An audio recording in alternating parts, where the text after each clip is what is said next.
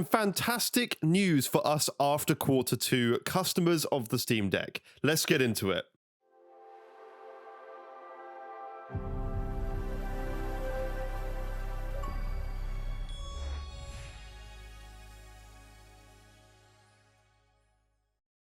What is going on, guys? Welcome back to yet another video. I know, yet another Steam Deck video. I am sorry, guys. I'm just doing what is kind of out of the moment, what's hot, and what I'm interested in as well, because I am hyped for the Steam Deck as much as you guys who haven't got yours yet, and I'm on the list of after Q2 here in the UK. So I'm disappointed in that, but at the same time, I'm happy to wait. This thing is awesome. It looks awesome. It's cool seeing other people's reviews, and we kind of get the finished product when we actually get ours. If there's one benefit to all this, all the bugs that all these people who get their, the early adopters of this device should get fixed. So when we get our hands on our Steam Decks, we should get the fully completed kind of version. There's been a few people who said that this device is not yet complete. But let's have a talk. I'm going to go through an article and just talk about the fact that there is some positive news for us guys waiting for the Steam Deck, which with our orders that say after Q2. So every 3 seconds, someone who pre-ordered a Steam Deck experiences anxiety over what exactly after Q2 means. Is it July 1st, 2022? Sometime in December? Fall 2023? Well, who actually knows? Now, appearing on IGN's Next Gen Console Watch show, Yang politely declined to answer how many Steam Deck units have actually been pre-ordered, but he did answer another burning question from executive producer Damon Hatfield. What is the supply situation looking like for the Steam Deck now? We had to delay for supply chain reasons. Those continue to be issues, but we are surrounding them. Yang, who formerly worked as a human interface designer at Apple, says, we imagine that the launch is going to ramp in production terms. It'll ramp very quickly.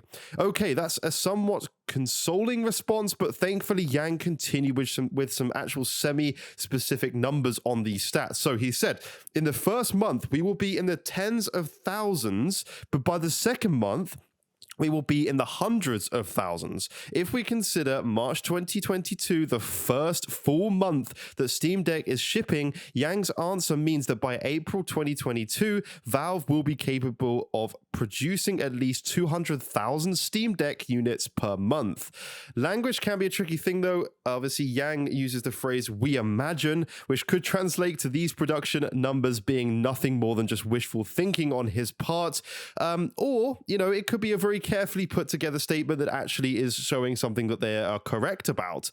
Obviously, future Steam Deck owners are crossing their fingers, which we all are, and we all know we are. So the after Q2 window will also get more specific, which is the main thing I'm interested in here in this video. So Yang offered more words of encouragement specifically for those on the dreaded after Q2. He says that vague time slots will become more granular and Valve will be updating dates for people patiently sitting in that window. I expect that once Valve has a concrete grasp of its sustained production capabilities, hopefully by the beginning of April, the expected delivery dates will switch to an exact month. So rather than just saying after Q2, it could say, I don't know, May or April or June, and give us a specific month. And then at least we've got some sort of idea. Go away, Siri. At least we'll have some sort of idea what we're working with here in terms of dates, because right now it's just like a little bit disheartening. We're all seeing these awesome videos. We're all desperately wanting to get our hands on this Steam Deck because it just is awesome, right, guys? We can all admit this Steam Deck is freaking awesome.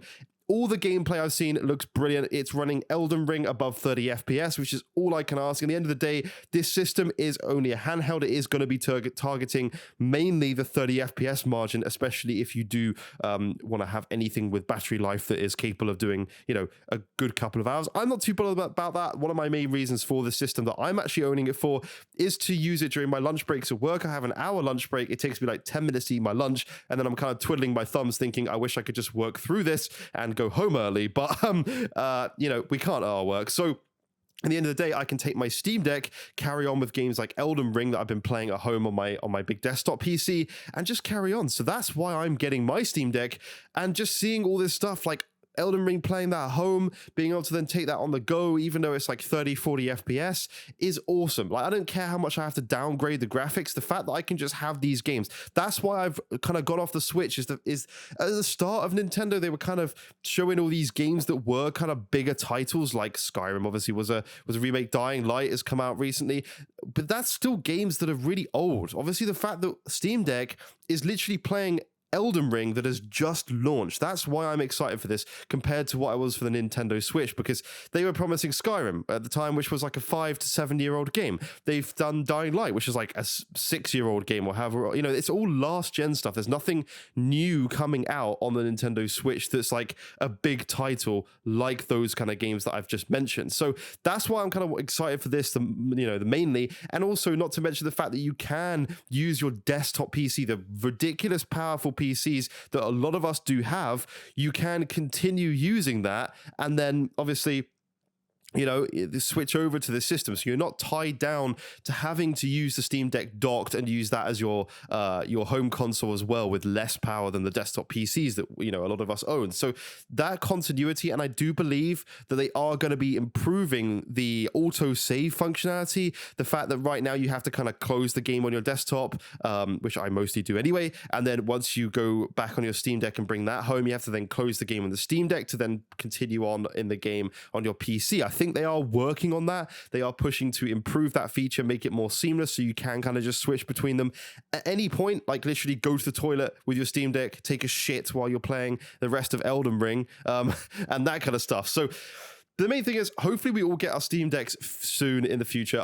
Please let me know, guys, how many of you have got your pre-orders in? How many of you are in the Q2 or after slot? Let me know. I'm just intrigued to find out what you guys are actually in the queue. I've seen a lot of people on some of the groups that I'm in have actually cancelled their Steam Deck pre-orders. I'm not sure why. The reviews that have come out have made things more promising for me, if anything, but a lot of people seem to be cancelling them, so I'm not sure what's going on there. But thank you so much for watching. I hope you've enjoyed this video. Please do consider leaving a like. Please do consider subscribing to the channel if you have enjoyed it, and I will see you in future videos. Bye bye for now.